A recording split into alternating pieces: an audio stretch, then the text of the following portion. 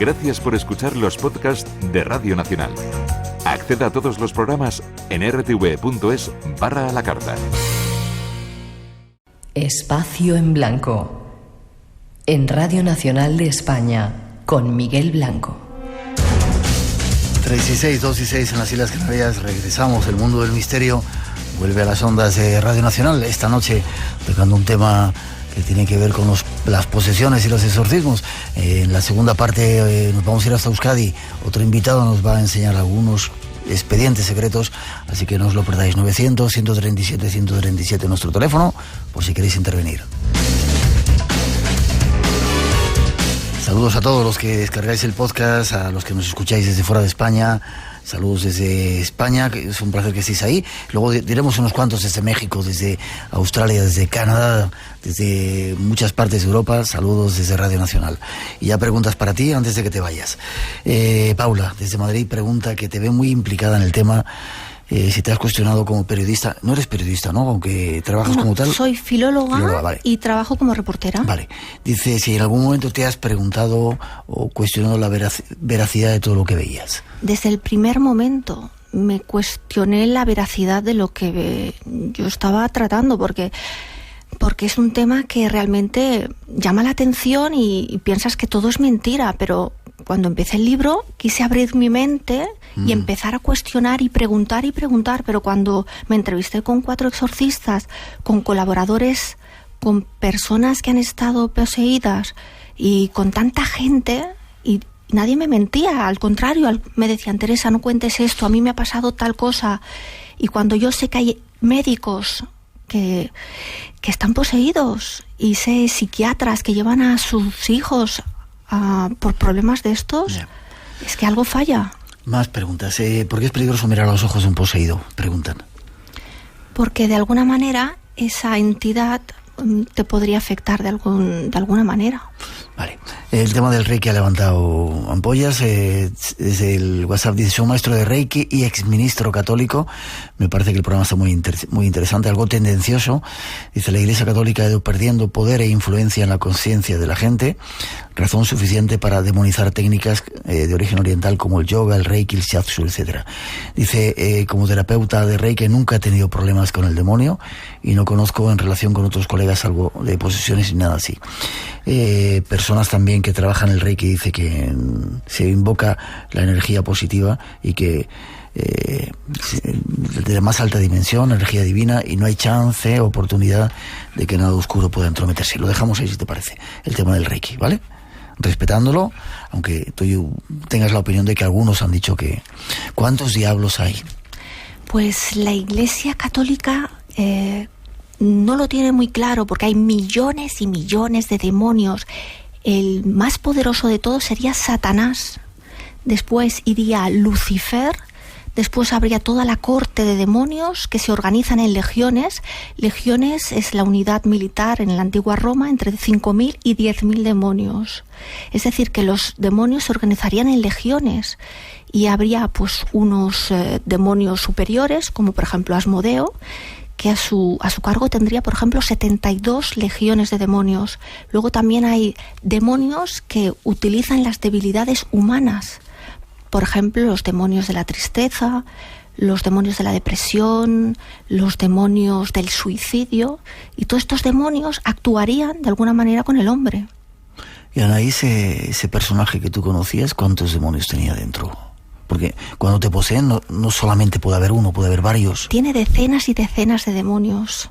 Le han quitado algunos, pero tiene muchísimos. De hecho, cuanto más demonios tiene, más cuesta extraerlos.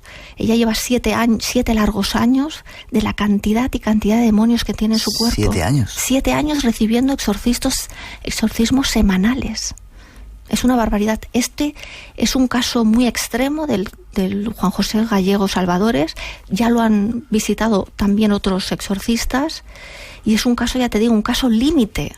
No son casos tan largos, pero existen. El padre Fortea también tuvo el exorcismo de Marta, y estuvo casi 6 años. Y Marta tenía en su interior 40 demonios. ¿Y eso cómo se puede saber? ¿Lo dicen ellos? Lo dicen ellos en el discernimiento.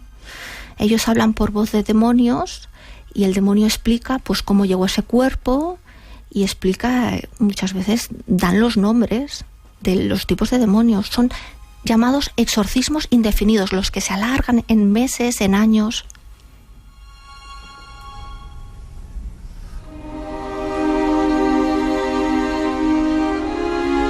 Estamos a puntito de terminar y me vas a tener que dar algunas soluciones para este asunto, porque lo estás dejando todo muy duro. ¿Cuántas? Volvemos un segundito al exorcismo. ¿Solamente actúa un sacerdote o hay varios que le ayudan? En los exorcismos siempre hay un sacerdote, puede haber varios, pero hay uno que oficia la ceremonia. También hay ayudantes que sujetan al poseído, y suele haber también alguna persona que se queda orando, que siempre pues ayuda. Yo, en el exorcismo que estuve, había 2 personas que sujetaban a Anaís, el sacerdote, y una persona que oraba. Anaís, decías que era esbelta, es muy esbelta, no muy fuerte, y sin embargo se necesitaba varias personas para sujetarla. Sí, es que en el momento en que sucede el exorcismo, ella pues cobra una fuerza increíble y necesitan 2 personas para sujetarla. Incluso en España, yo sé de exorcistas que tienen que atar a los posesos, de que los ponen en sillas, en camillas, y los tienen que atar de la fuerza casi sobrehumana que tienen. Mira, por ahí son algunos. Dime una cosa, ¿los exorcismos solo se dan en la cultura católica o también se dan en otras culturas? ¿Los cristianos también lo utilizan a menudo, los exorcismos? En todo el mundo, en todas las épocas, ha existido pues unas entidades demoníacas. Los hindúes, los budistas tienen los asuras, los raksasas. Por ejemplo, pues en el mundo judaico pues tienen los dijin. En todas las culturas, en todas las religiones, existe una entidad maléfica que interactúa con el hombre, y existen rezos y exorcismos para expulsarlos. En el catolicismo, que somos 700.000 católicos. ¿700.000? 700.000 en todo el mundo. ¿Solo? No. ¿O 7 millones? Bueno, no te sé decir 700 millones de católicos. Exacto. Pues hay muchos más casos de posesiones. Esta es una pregunta que le hice al exorcista, por cierto. Teresa, a punto de marcharte. No quiero que te vayas y nos dejes con este cuerpo. ¿Cómo hacer para librarnos de todo esto? ¿Hay soluciones? Según los exorcistas, no hay que jugar con algunas energías perniciosas, no hay que hacer rituales satánicos, no hay que hacer determinadas prácticas, no hay que frecuentar lugares infestados, y de alguna manera pues hay que hacer el bien, como dicen los exorcistas, hay que acercarse pues a Dios, según ellos. ¿Y si no crees en Él? Si no crees en Él, realmente no practicar ciertas prácticas que pudieran ser negativas. ¿Vas a seguir metida en este mundo? Pues sí, ya estoy escribiendo otro libro. ¿Ah, sí? Sí. ¿Con más testimonios de...? No te lo puedo decir, pero relacionado. Vale, casi para terminar, ¿qué es lo que más te ha llamado la atención de ese contacto cara a cara con el diablo que has tenido en este último tiempo?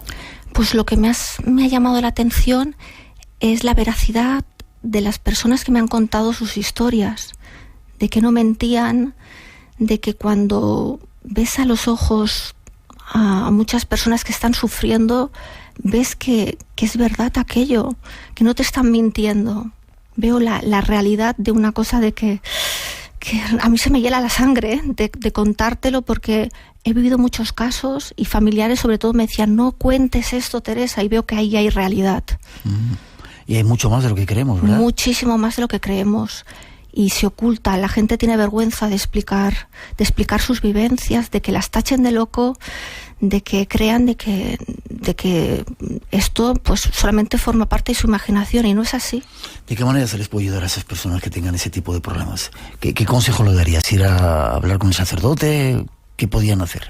Primero de todo, que vayan a un médico, porque a lo mejor tienen un problema psiquiátrico, psicológico. Descarten cualquier tipo de problema. Si el médico dice que esa persona está perfectamente, entonces tal vez a lo mejor tenemos que acabar yendo pues a un sacerdote. Pero primero, por favor, que descarten que no haya ahí algún problema que pudiera explicar todas esas cosas. Y el sacerdote de su parroquia le puede dirigir al obispado, y el obispado le dirigirá al exorcista.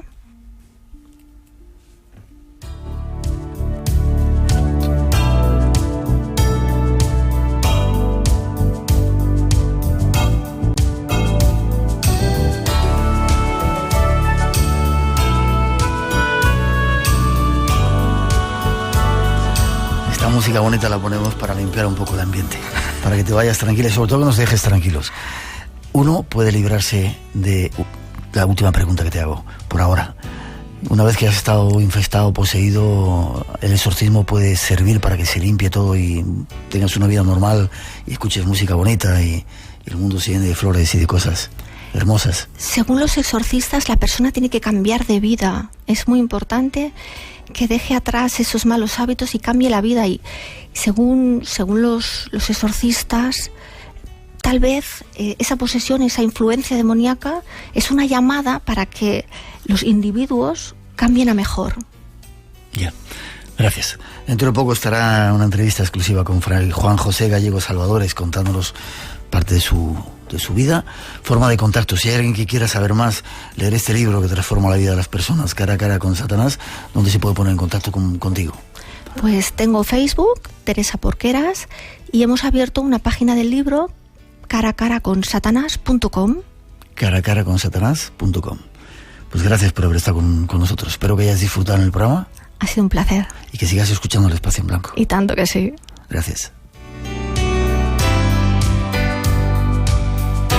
3 y 17, 2 y 17 en las Islas Canarias. Seguimos adelante. Una información de una actividad que vamos a hacer, en la que estamos involucrados este viernes, y seguimos con más temas.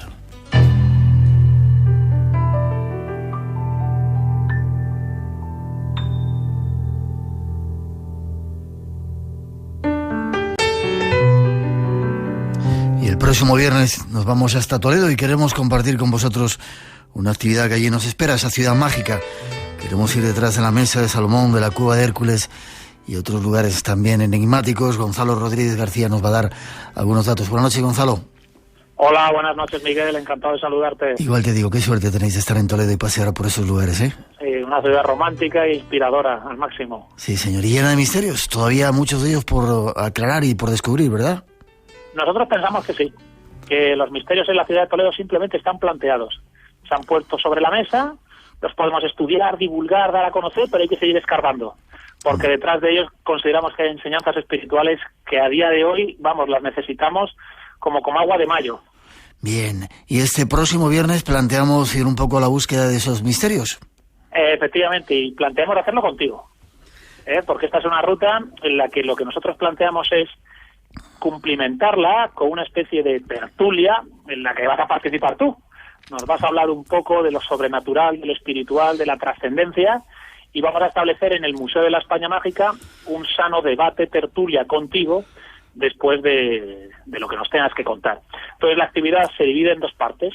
Una primera parte, que es ese paseo nocturno por las calles de Toledo alrededor de esos misterios, leyendas y tradiciones mágicas de la ciudad, y una segunda parte de la actividad, que es en el Museo de la España Mágica, escuchar lo que nos tengas que contar y debatir y charlar contigo sobre ello.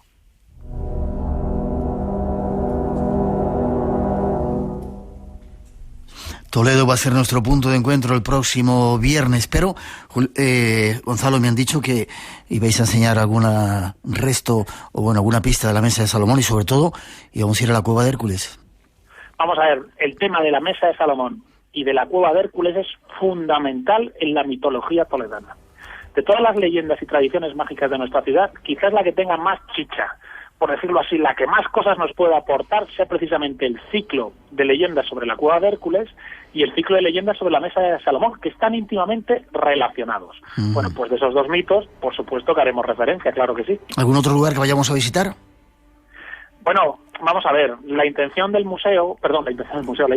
la ruta es, durante el paseo por las callejuelas de la ciudad, a través de lugares recónditos y apartados del casco antiguo que no quiero desvelar, a través de lugares recónditos y apartados, traer a colación estos misterios y leyendas. Vale.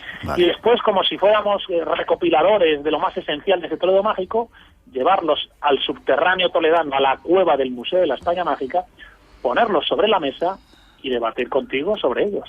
Vale. La cita el viernes, ¿a partir de qué hora? A partir de las 8. De 8 a 9 será la ruta en las calles de Toledo, y luego ya de 9 a 10 lo que sea la actividad propiamente dicha de la tertulia en el Museo de la España Mágica. ¿En algún sitio había visto, en algún sitio había visto 8:30? ¿Empezamos a las 8? O igual empezamos a las 8:30, lo pone en la página web, no lo sé. Bueno, 8:30. Que estemos en allí. este margen de media hora comenzamos. Vale, 8 de 8 a 9, damos un paseo por Toledo descubriendo esos misterios, y luego me toca a mí charlar y contaros historias. Eso es, ese es el plan, Miguel. ¿Qué te parece? Me habéis liado. Déjame que ponemos un poquito de música y damos una forma de contacto. Venga, perfecto.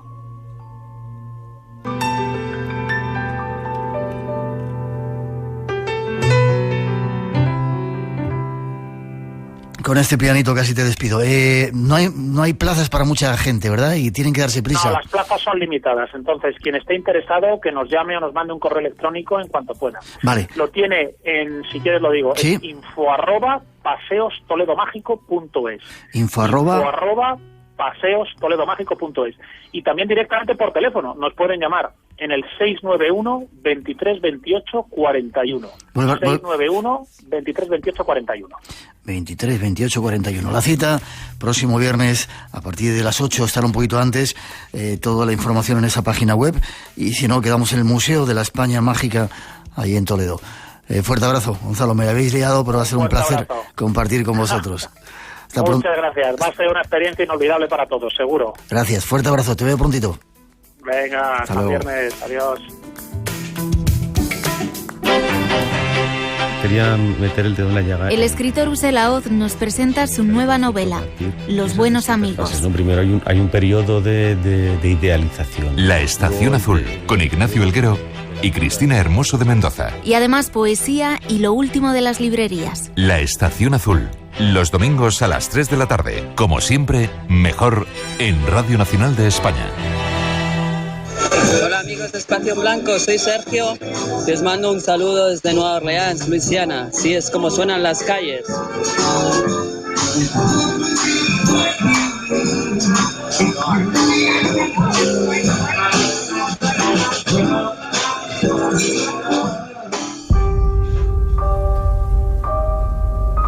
Te estamos buscando para llenar de misterio una noche especial de Espacio en Blanco. ¿Estás preparado para compartirlo? No te pierdas nuestro programa especial el próximo sábado, desde la iglesia de San Antón, con el Padre Ángel de Mensajeros de la Paz y algunos de los casos más espeluznantes de nuestros oyentes. Esta es tu ocasión. Espacio en Blanco, aquí, en Radio Nacional.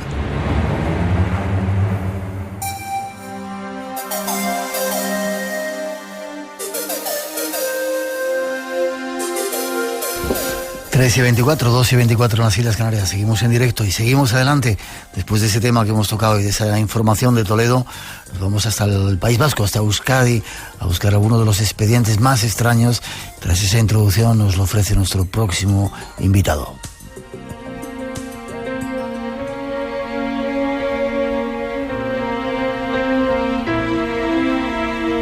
Nuestro próximo viaje nos lleva hasta Euskadi. Tierra de leyendas, de tradiciones conservadas. Acompáñanos a descubrir relatos legendarios, crónicas misteriosas, tradiciones paganas, seres mitológicos, milagros. Y además algunos incidentes anómalos que han ocurrido en la geografía vasca, como el aterrizaje de ovnis en las minas de Gallard. O la historia de un espectro, visto en varias ocasiones en el edificio de la Delegación de Hacienda de Vitoria-Gasteiz. Además de conocer relatos de manchas de sangre espontáneas, el movimiento de objetos en una vivienda o el fantasma de un palacio de La Rioja alavesa.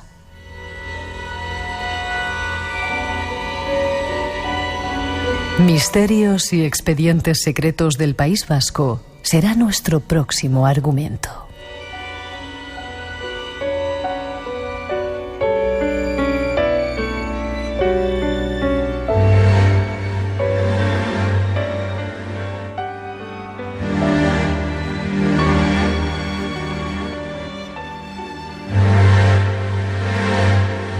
Vamos al norte a hablar de ese país especial, Euskadi, lleno de misterios. Nos está esperando nuestro guía Enrique Chazarra. Buenas noches, Enrique. ¿Egunon se dice o...?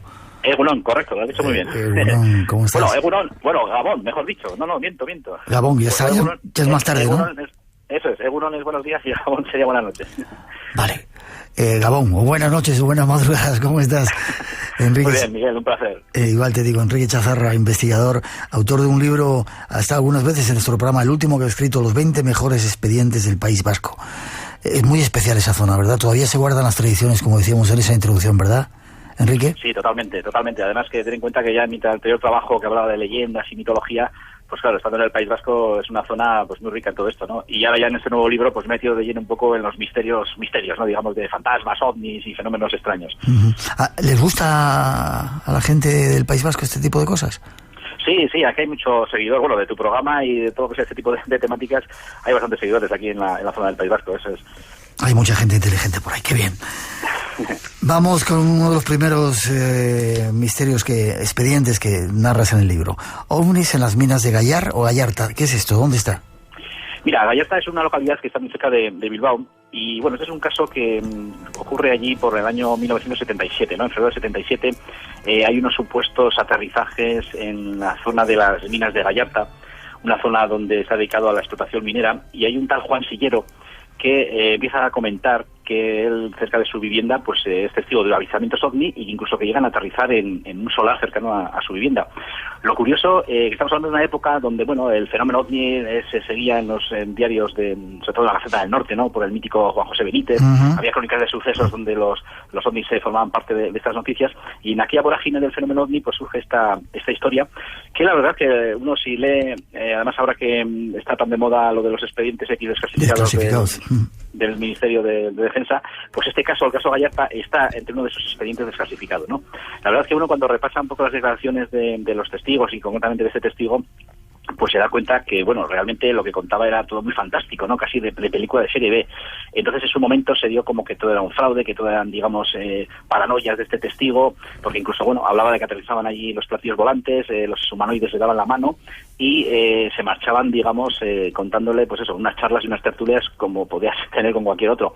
Lo curioso es que en alguna ocasión Juan Sillero declaraba que lo que le comentaban estos humanoides en más de una ocasión es que a veces eran detectados y tenían que marcharse, ¿no? Entonces, bueno, a pesar de estas declaraciones, pues como te decía antes, a Juan Sillero se le tomó como que era todo fraude, que era todo un tema de farsa, pero con el paso del tiempo se pudo llegar a comprobar algo muy curioso, ¿no? Que efectivamente en el año 92, cuando se desclasifica lo que era esa actualidad, este caso, los investigadores nos encontramos con que el Ejército del Aire se interesó por este caso, ¿no?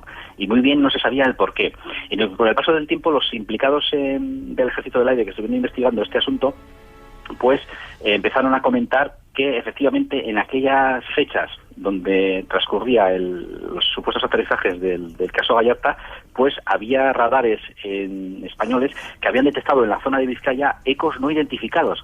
O sea que de alguna manera lo que contaba Juan Sillero coincidía con lo que posteriormente declararon los militares, ¿no? Entonces, bueno, yo en el libro cuento todo esto, con toda la información y todos los datos, y planteo un poco esa gran pregunta, ¿no? Y realmente este hombre veía algo y estaba en contacto con algo que luego fue identificado por los ecos de los militares, y ahí queda un poco la gran pregunta, ¿no? Enrique, ¿y era una zona minera donde pasaba todo eso? Sí, era una zona minera. Gallarta, bueno, hasta los años 90 era una explotación minera. Actualmente se puede visitar porque hay un museo dedicado a la minería y se cuenta un poco la historia de Gallarta. Y la casa de este hombre estaba ubicada en una zona, en una escombrera, que era, digamos, donde se tiraban los residuos de la explotación minera, y allí en ese solar es donde aterrizaban los ovnis, que incluso, bueno, dejaron incluso huellas, ¿no?, en el cielo, huellas en el suelo, donde incluso Juan José Benítez, bueno, estuvo con físicos de la Universidad de Lejona, aquí en Bilbao, investigando aquellas huellas, y llegaron a la conclusión de que efectivamente aquellas huellas habían sido producidas por un aparato inmenso de mucho tonelaje, por, digamos, las dimensiones y las características que tenían en el suelo.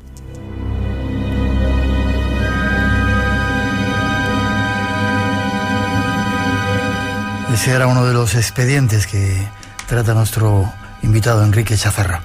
Hay otro expediente, un avistamiento en un cuartel de la Guardia Civil, ahí en el País Vasco. Sí, concretamente en Marquina, una localidad vizcaína. Allí por el año también 1974 resulta que están los guardias civiles que están custodiando el cuartel de la Guardia Civil, que se encuentra en pleno centro de Marquina, pues de repente son iluminados por una gran, un gran aparato que se pone encima del cuartel de la Guardia Civil, ilumina toda la zona. Ellos en un principio no saben lo que está ocurriendo, casi con las pistolas y con las metralletas en la mano salen a la calle. Igual su sorpresa cuando ven un aparato gigantesco, ¿no?, que ilumina toda la zona y de repente sale disparado a gran velocidad, desapareciendo en el cielo.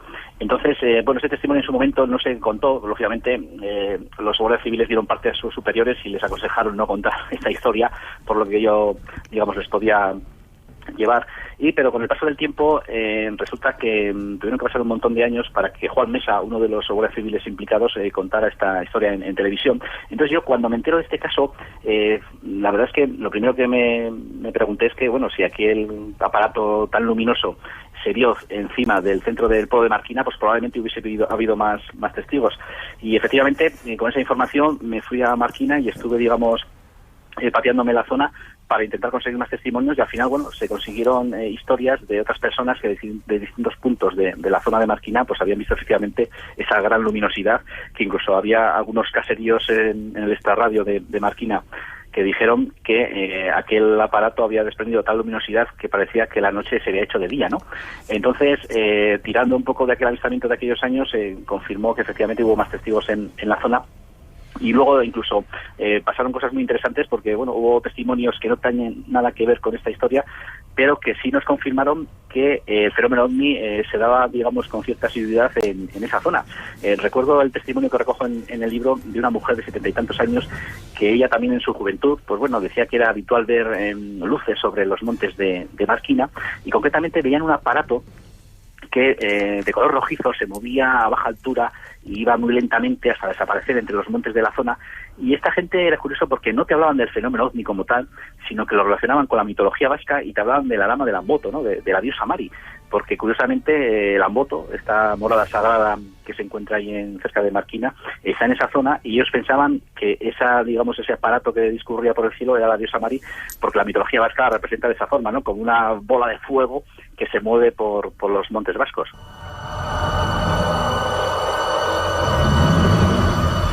El mismo fenómeno con diferentes nombres, ¿verdad, Enrique? Eso es. Desde nuestra perspectiva de mentalidad de investigador, claro, hablamos de fenómeno OVNI, pero cuando te encuentras con esta tradición mitológica, pues es curioso que estamos hablando de lo mismo, pero tú bien dices con distintos nombres. Has hablado de Amboto. ¿Qué es eso de Amboto y qué pasaba? ¿Había brujas también en ese lugar? Sí, claro, el Amboto como antes se comentaba, es un monte mítico, ¿no?, aquí en la tradición vasca, y está lleno de cuentos de mitología, de tema brujeril, de luces en el cielo, ¿no?, como antes te comentaba. Y concretamente tenemos ahí un caso que también recojo en el libro, digamos que sería como un enigma histórico, ¿no? Resulta que yo en el año 2007, cuando escribí el libro Crónicas de Brujería, pues de alguna manera, toda la documentación que pude recopilar para hacer ese libro, recopilé bastantes datos sobre la zona del Amboto, ¿no?, porque es una zona con mucha tradición brujeril. Aquí en España, digamos que el gran auto de fe, que sea un poco la fama de haber quemado más brujas en la hoguera, pues es el mítico de Zugarramurdi. Uh-huh. Pero es curioso que en el Amboto se habla de un proceso inquisitorial, hay documentos que no son muy claros, y a nivel de historiadores y a nivel de antropólogos de la zona y demás, pues tienen pendientes por resolver si realmente igual en el Amboto hubo un proceso de quema de brujas donde hasta 30 mujeres pudieron ser quemadas en la hoguera. Y uno, tirando de esa documentación, y es un poco lo que expongo en el libro, pues se da cuenta que efectivamente la tradición brujería en esa zona con quema de brujas sí que se produjo, pero que no está, confirmado esta cantidad de brujas quemadas en la hoguera. Entonces, claro, sería uno de los casos, más importantes de toda España, incluso superando a Zugarramurdi, ¿no?, en el tema de la quema de brujas. ¿Sigue estando vivo ese lugar, activo? Amboto, ¿se puede ir a visitar ahí? Sí, claro, sí. El Amboto es un monte, como te digo, con un montón de rutas para hacer senderismo. Dependiendo un poco de la dificultad y de la capacidad de cada uno, puede, tomar una u otra ruta, pero claro, es una zona mágica. Además, es unos paisajes, espectaculares, donde uno puede visitar incluso una serie de cuevas donde se supone que mora, ¿no?, la diosa Mari.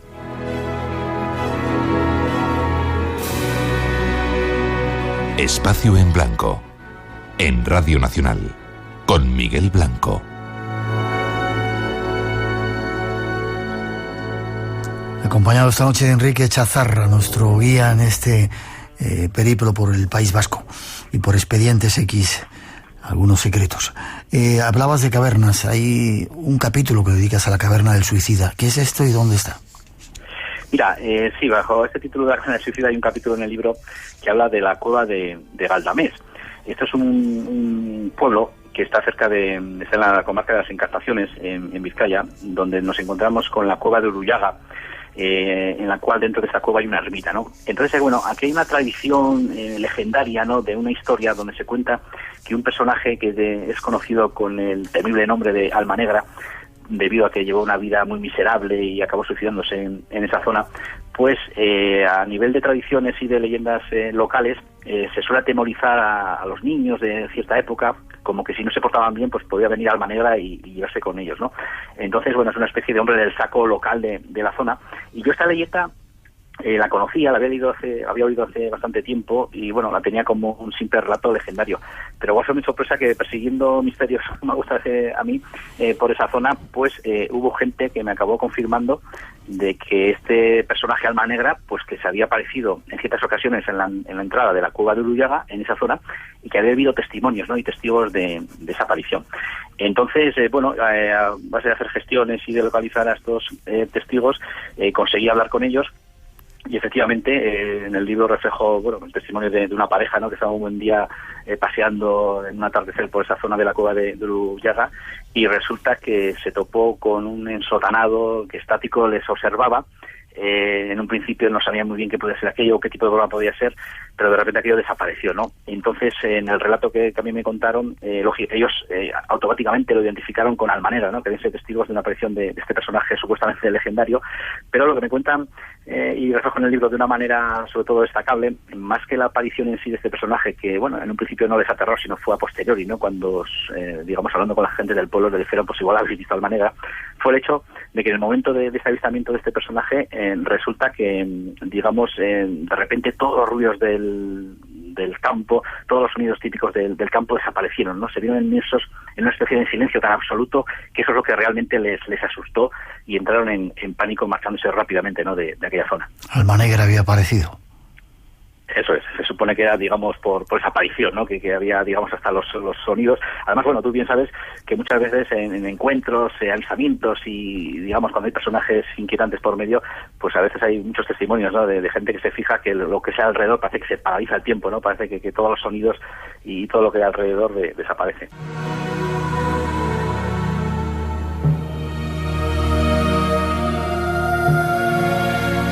Saltamos a otro expediente. Sangre. Sudoraciones de sangre inexplicables. ¿Qué es esto? Cuéntame, Enrique. Mira, allí por el año 2011, a finales del 2011, resulta que, bueno, a través de aquí de un periodista local de Vitoria, pues bueno, me llega el caso de una pareja que en Miranda de Ebro están sufriendo una serie de fenómenos extraños en su vivienda, pues tipo poltergeist, ¿no? Había anomalías eléctricas, oían ruidos, los armarios y los cajones de la cocina del mobiliario se abrían solos. Entonces, bueno, en un principio yo fui pensando que aquello, bueno, podría tener algún tipo de explicación o no era, digamos, un caso interesante, pero ¿cuál fue mi sorpresa? Que cuando yo me entrevisto con esta pareja, efectivamente me encontré una pareja que lo está pasando mal. ¿Eran jóvenes? Sí, era una pareja, era joven, sí, era una pareja joven, además viviendo en una zona de Miranda de Ebro, aquí muy cerca de Vitoria, de reciente construcción. O sea, no os imaginéis un lugar tenebroso ni inquietante, sino que era un piso nuevo, en una zona de recién construcción. Entonces, bueno, cuando yo me entrevisto con ellos, efectivamente compruebo que algo les está inquietando a esta pareja, pero igual fue mi sorpresa que en el transcurso de la investigación y en el transcurso de las entrevistas con ellos, pues empiezan a aparecer por el suelo y por las paredes lo que son como, digamos, manchas rojizas que aparentemente, bueno, pues parecían que era sangre, ¿no? Entonces no sabíamos nadie cómo llegaban, digamos, esas manchas de sangre al suelo y a la pared. Transcurrieron varias jornadas hasta que pudimos localizar, digamos, el origen de esta sangre, porque resulta que en uno de los momentos de estas charlas con esta pareja, intentando, digamos, ser testigos de lo que allí ocurría en esta vivienda, pues vemos como lo que es la chica, la mujer de esta pareja, resulta que ella empieza a sudorar a través de su piel sangre. Es decir, de repente veíamos, y bueno, fuimos testigos, tanto yo como un equipo de forenses y de médicos, como a través de la piel, digamos, como si sudara, empezaba a manifestarse sangre y poco a poco iba brotando hasta, digamos, formarse varias gotas de sangre sobre su piel, ¿no? Luego ya se limpiaba y ahí no había nada, ni había lesión, ni había ningún tipo de, digamos, de hematoma o de herida. En un principio, claro, todos pensamos que nos estaban engañando de alguna manera, que eso no podía ser, que ahí tenía que haber algún tipo incluso de magia o ilusionismo, pero bueno, en las siguientes jornadas pudimos comprobar que efectivamente que aquel fenómeno era real. Intervinieron médicos, psiquiatras, psicólogos, incluso algunos de ellos fueron testigos, ¿no?, de esas sudoraciones de sangre, y a la conclusión que llegaron es que aquella mujer podía sufrir, dándole ya una explicación científica al asunto, podía sufrir lo que en medicina se llama como hematidrosis, es decir, que una persona en situación de estrés puede llegar a sudorar sangre a través de los poros de la piel porque se le rompen, digamos, los vasos sanguíneos por ese estrés, ¿no? Algo muy raro en medicina, pero que hay casos registrados. Entonces, claro, era curioso ver cómo, sobre todo el médico forense Aitor Curiel comentaba que los fenómenos paranormales que supuestamente estaban viviendo en esa vivienda pues podían haber influido, digamos, de esa manera en esta mujer hasta llegar a ese extremo, ¿no?, de sudor a sangre. Entonces, bueno, fue un caso que a mí personalmente pues me impactó, porque claro, yo con mi actitud crítica y escéptica y muchas veces de ver para creer, cuando me encontré delante de este fenómeno, pues claro, no sabías por dónde agarrarlo, ¿no? Estabas viendo algo que aparentemente era inexplicado, pero por otro lado buscabas una explicación y había ahí un choque, digamos, ¿no?, entre ambas posturas.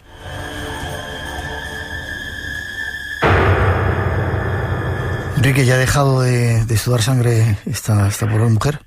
Sí, aquello, ya te digo, ocurría ahí en el año 2011, estuvo durante un tiempo y luego ya la cosa, digamos, se calmó, se suavizó y bueno, actualmente estoy en contacto con ellos y bueno, no todo, digamos, ha vuelto a la calma y nunca más se volvió a repetir aquello. Nos alegramos. Vamos casi con los últimos expedientes que quiero que nos cuentes. El traje de un fantasma carlista o ¿cómo es el tema? ¿Un fantasma que se paraba delante de un traje? Sí, esto hay que ubicarse en la zona de Álava, en la Rioja Alavesa, donde en la población Villabuena de Álava tenemos un palacete del siglo XVIII, en la cual, digamos, hay una manifestación, vamos a decir, inquietante, un tanto peculiar, ¿no? Aunque se habla del fantasma de ese palacete, no es un fantasma al uso, sino que yo me entero de esta historia de una manera, pues eso, colaborando con un medio de comunicación. Resulta que hay un colaborador que habla sobre montaña y montañismo, que es dueño de un palacete, y él me dice, pues mira, yo en mi palacio tengo un fantasma, ¿no? Entonces yo, bueno, pensando que me está hablando de la típica leyenda que suele haber en este tipo de lugares, porque bueno, en esos castillos y palacios con tanta carga histórica, al final hay muchas leyendas, pensando que se trata de una leyenda o un cuento de ese tipo, pues él me confirma que no, que lo que, más que lo que ven, lo que oyen en ese palacio es unos pasos que van subiendo por una escalera y al final se detienen delante de una vitrina en la cual hay un traje carlista de un antepasado suyo. Entonces ellos están convencidos de que, digamos, como ese antepasado suyo carlista tuvo que exiliarse a Francia, pues esos pasos son suyos que regresan, digamos, al palacio y se paran delante de su traje, ¿no? Entonces, claro, a mí cuando me cuentan esta historia, lo primero que pienso, bueno, un palacio, un inmueble tan antiguo, pues bueno, tendrá una explicación razonable, será un crujir de maderas o será, digamos, algún tipo de sonido propio del palacio. Pero ellos insisten que tanto su familia como vecinos, amigos, gente del pueblo, a distintas horas del día, no solo por la noche, pues han sido testigos de estos pasos, incluso que hay perros que, digamos, cuando escuchan esos pasos y no ven a nadie, pues se ponen, digamos, en una actitud defensiva, como, digamos, alertados porque están oyendo algo que no pueden ver, ¿no? El caso que, bueno, estuve allí varias jornadas investigando este asunto, yo no fui testigo nunca de esta historia, y lo que pasa que, bueno, es curioso porque una de las pruebas que hicimos, para hacerme una idea de lo que allí se vivía, era, digamos, que, bueno, una persona subía lo que es la escalera que comunica las plantas del palacio, y, digamos, te asomabas a la escalera para ver quién subía y en ese momento te decía, mira, imagínate que esa persona no está ahí cuando te asomas. ¿Oyes los pasos perfectamente? Se oían perfectamente. Pues imagínate que esto es lo que aquí se está viviendo, ¿no? Que te asomas, oyes pasos, pero no ves a nadie. Y bueno, esa es un poco la historia, que al final, bueno, es un testimonio que yo he incluido en el libro porque, bueno, como tantos testimonios del libro, que son testimonios contundentes, fiables, que te transmite una sensación de que, bueno, esa gente está viviendo ahí algo que para ellos la explicación es que es el fantasma de este carlista, pero que realmente, digamos, están convencidos de sus vivencias.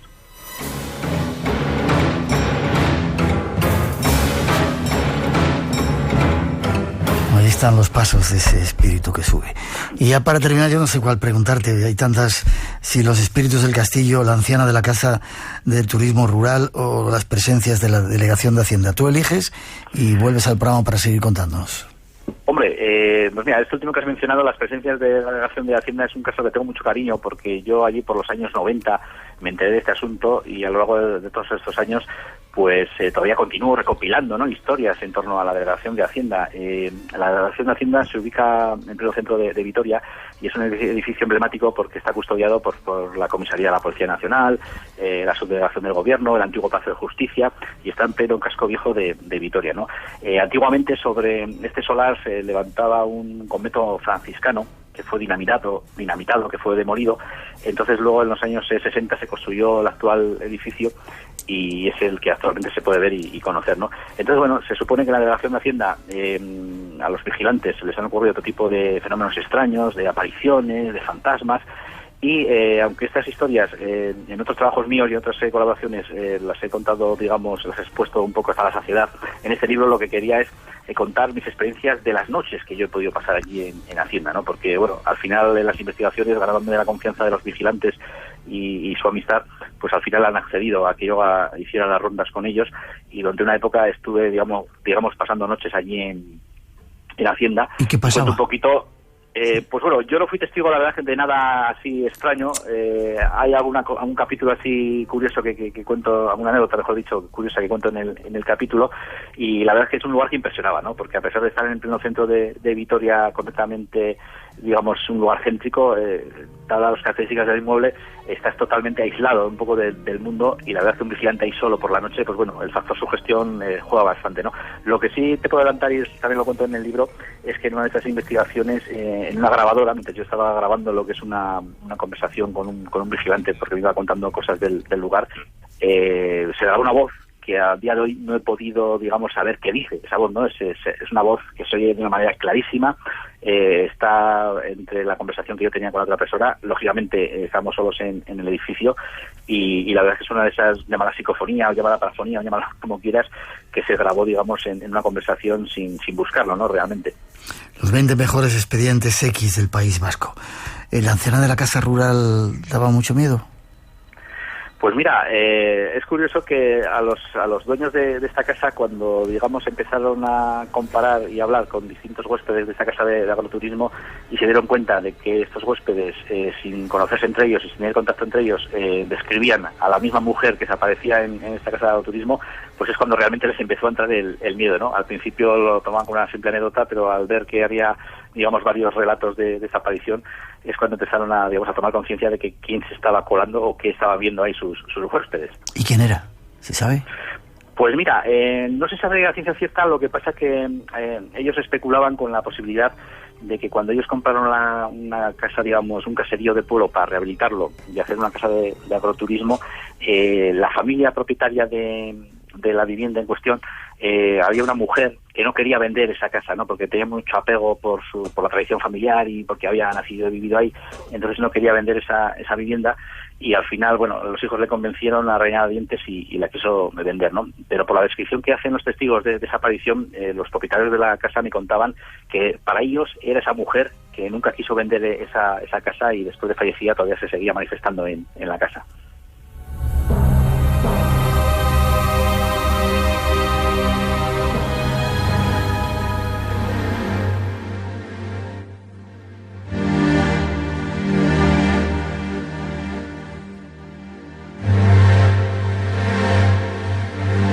Ha sido un breve paseo por el País Vasco y por algunos de sus misterios. Enrique, muchas gracias. Yo te emplazo para que vuelvas al programa cuando quieras. Forma de contacto, si quieren saber más de estas aventuras que te pasas por ahí, por esos sitios. Pues mira, me pueden seguir en las redes sociales, tanto en Twitter como en Facebook. Incluso a raíz de la publicación del libro he habilitado un email para que la gente se pueda poner en contacto conmigo, expedientesx.paisvasco@gmail.com, donde ya he empezado a recibir algunas experiencias e historias de la gente, y yo emplazo, digamos, a tus oyentes a que, digamos, si les interesa un poco ese tipo de misterios, pues bueno, he intentado hacer un libro con un punto de vista crítico y escéptico, desde el escepticismo más sano, lógicamente dudando, cuestionando las cosas, pero no negándolas, que a veces es un poco el error, ¿no?, que se hace con el escepticismo actualmente en España. Gracias, Enrique, enhorabuena. Un placer. Por aquí estamos para cuando quieras, nos seguimos escuchando y viendo. Igualmente, un abrazo fuerte. Mire, gracias para vosotros. Fuerte abrazo.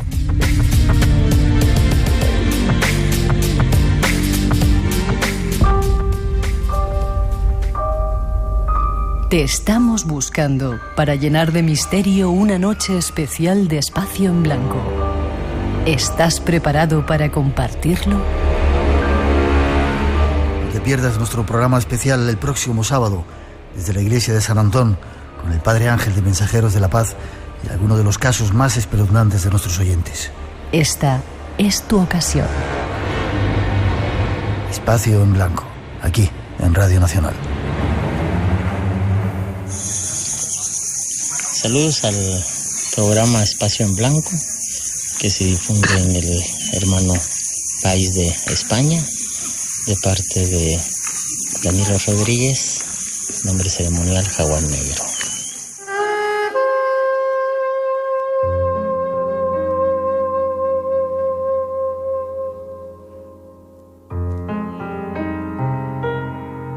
Logroño también existe y también se organizan actividades de misterio, y nos vamos hasta allí a hablar con David Soria para anunciaros un congreso que se va a celebrar en breve. Buenas noches, David. Buenas noches, Miguel. Todo preparado para dentro de poquito, 16 y 17, el próximo fin de semana. Efectivamente, el próximo fin de semana en Logroño, en el Centro Cultural de Ibercaja. Vale, tiene un carácter solidario el congreso, ¿verdad? Me han dicho. Efectivamente.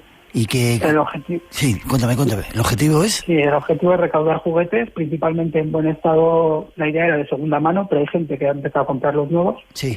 Con la idea un poco pues de repartirlo entre los niños que no tienen igual posibilidad de hacer tantos regalos en Navidad, por la situación económica de la familia y el estilo. Qué bien, se te va un poquito la voz, la comunicación. Juguetes, ¿ese es el pago que hay que hacer por asistir al congreso? Sí, hombre, realmente la gente puede asistir la que quiera sin ningún tipo de... Lo que pasa es que el que quiera puede donar esos juguetes. Vale, vamos a decirles que lleven juguetes, ¿vale? No... Vale. Dime qué compañeros van a estar en ese congreso, quiénes van a dar charlas. Vale, pues va a estar, por un lado va a estar una chica de Logroño, una psicóloga, Aisa, que va a explicar un poco la importancia también del juego para los niños. Y luego vamos a entrar ya en materia con Juan José Sánchez Oro. Sí. David Cuevas. Sí. Va a estar también Carlos Ollés. Ajá. Luis Silva y Marta Envid. Perfecto. Para hablar todo de temas acerca del misterio, ¿o tienen que ver también con Logroño? No, va sobre todo un poco acerca del misterio. Vale. 16 y 17, ¿y a qué hora comienzan? El 16, que es una actuación a cargo de un mago un poco orientado hacia los niños, a las 6:30. 6:30, vale. Y las charlas empiezan el sábado 17 a las 11 de la mañana. 11 de la mañana. Vuelve a repetir el lugar, me has dicho En el Centro Cultural Ibercaja. Centro Cultural Ibercaja. ¿Es fácil de localizar? Sí, está en la calle Portales, ¿sí? En la zona del casco histórico. Vale, perfecto. Qué pena no poder estar ahí, me encanta Logroño y me encantaría estar con vosotros. ¿Alguna página web para más información? Tenemos una página principalmente en Facebook. Sí. Que responde al nombre de Sigue la Pelota, que es un poco el nombre que le hemos dado a esta iniciativa. Sigue la Pelota. Exactamente. Pues ahí estamos, siguiendo la pelota, David. Fuerte abrazo, mucho éxito. Muchos juguetes para esos niños y enhorabuena por esa iniciativa. Ya nos encantaría estar con vosotros. Saludos a todos los que van a estar ahí. ¿Para cuánta gente hay sitio? Perdona, se me ha olvidado preguntarte. Pues más o menos es una sala de exposiciones, más o menos 200, 300 personas fácil. Vale, pues hay que llenarlo. Ahí está la información para los que estáis por Logroño o alrededores. Fuerte abrazo y enhorabuena, te digo, David. Muchas gracias, Miguel. Hasta prontito. Hasta pronto.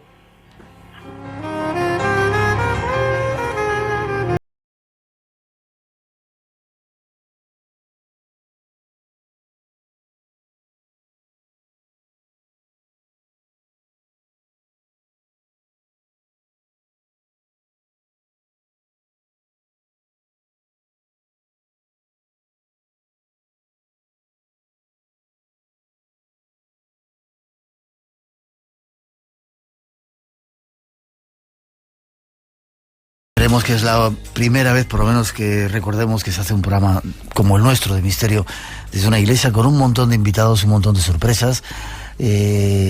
Con oyentes como protagonistas en los que vamos a darles la oportunidad de contar esa historia que no se han atrevido a contar todavía públicamente. Y con invitados especiales que van a dar alguna explicación de esos fenómenos a veces extraños. Así es. El sábado a partir de las 22 horas. El sábado 17...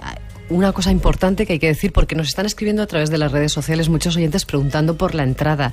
La entrada es gratuita, la entrada es libre, hasta evidentemente completar aforo. Completar lo que, claro, vale. es el aforo de estar a partir de las 9:30 para pillar un poquito de sitio y vamos a hacer un falso directo. Arrancamos el programa como el programa programa aquí. Será grabado de 10 a 12 y luego lo emitiremos en su horario habitual. El que no venga a Madrid a verlo, lo podrá escuchar en el horario habitual.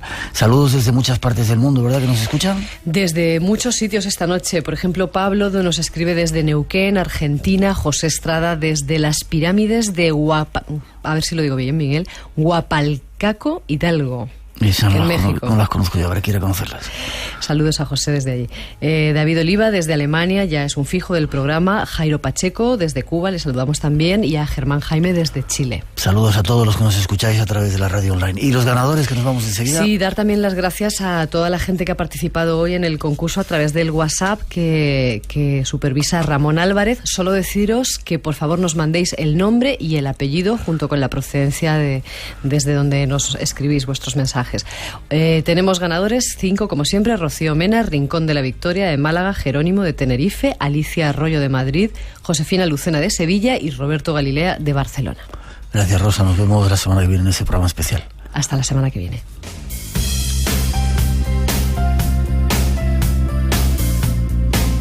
Y terminamos por hoy. La semana que viene, ya sabéis, estamos anunciando programa especial desde la iglesia de San Antón con el Padre Ángel y un montón de invitados de lujo, además de unos cuantos oyentes que nos van a poner el misterio en la boca para que podamos saborearlo. Será a partir de las 22 horas allí, por si queréis estar, 9:30 de la noche, y aquí en el horario habitual a partir de las 2, la 1 en Canarias, en Radio Nacional dentro del Espacio en Blanco. La radio continúa, os dejamos con ella, con nuestros mejores deseos para la semana y con un poquito de la mejor música que tenemos. Cuidaros, nos vemos, no faltéis.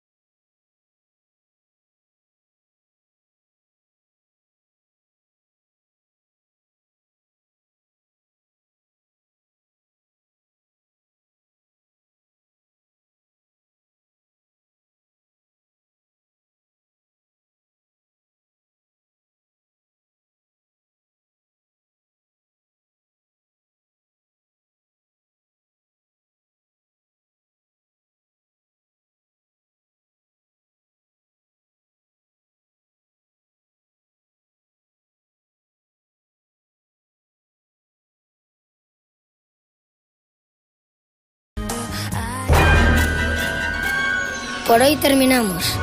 Recuerda que tienes una cita con el misterio, aquí en Radio Nacional.